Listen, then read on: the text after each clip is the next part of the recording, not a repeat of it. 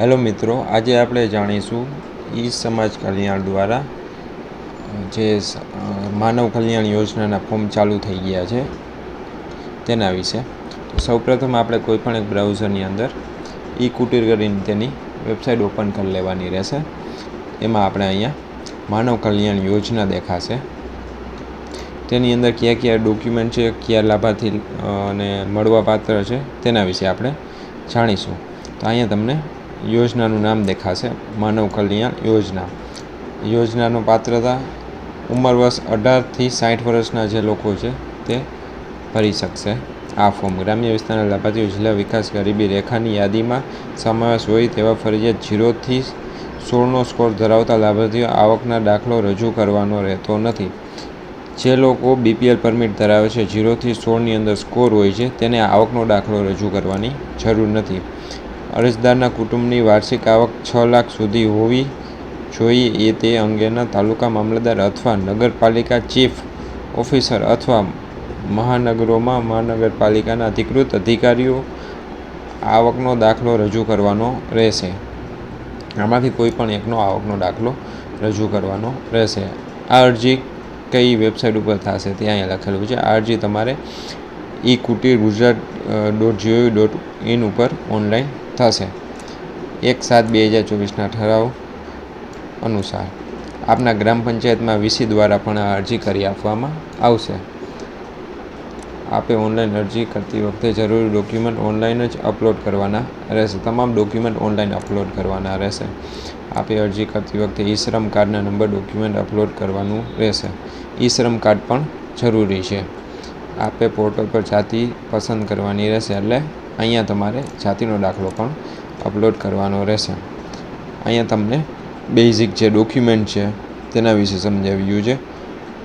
ત્યારબાદ આપની અરજી ટૂલ કિટ માટે મંજૂર થયેલ કિંમત સાથેનું ઈ-વાઉચર QR કોડ જનરેટ થશે. તેની આપ અરજી સમય આપેલ મોબાઈલ નંબર પર SMS દ્વારા જાણ કરવામાં આવશે. જ્યારે તમે ફોર્મ ભરી નાખશો અને પાસ થઈ જશે ત્યારે એક QR કોડવાળું બારકોડ જનરેટ થશે.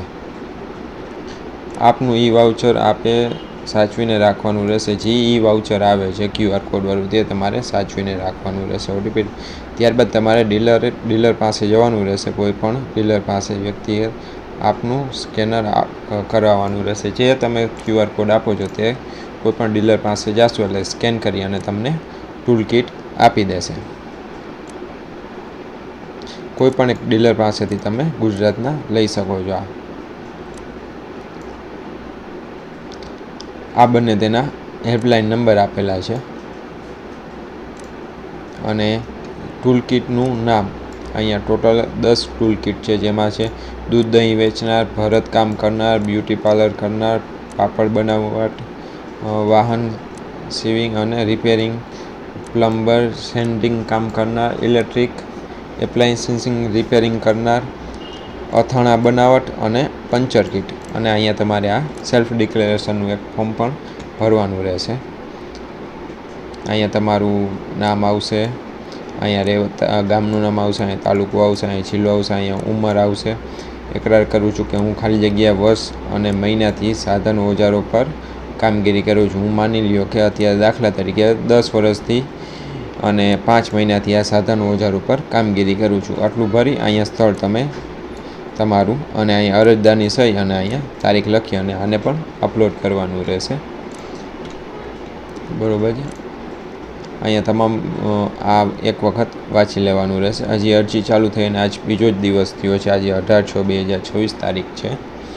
અને નેક્સ્ટ વિડીયોમાં આપણે જાણીશું કે ફોર્મ ઓનલાઈન કઈ રીતના જાતે ભરવું તેના વિશે.